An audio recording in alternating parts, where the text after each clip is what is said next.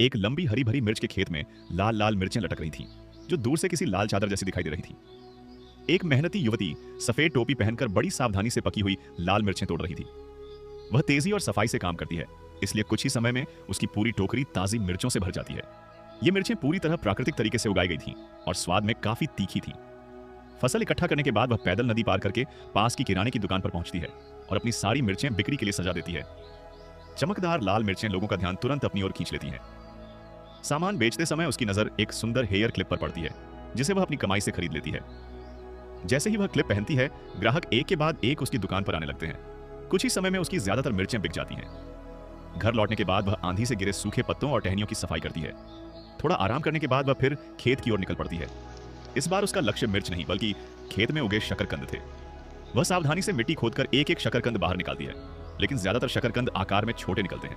फिर भी वह हिम्मत नहीं हारती और सभी शकरकंद इकट्ठा करके बाजार ले जाने का फैसला करती है।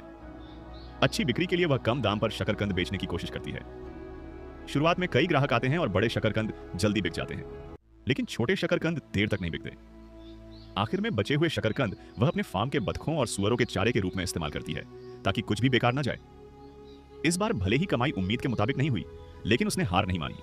उसे पूरा विश्वास है कि मेहनत, धैर्य और अच्छी गुणवत्ता के दम पर एक दिन उसका फार्म जरूर बड़ी सफलता हासिल करेगा।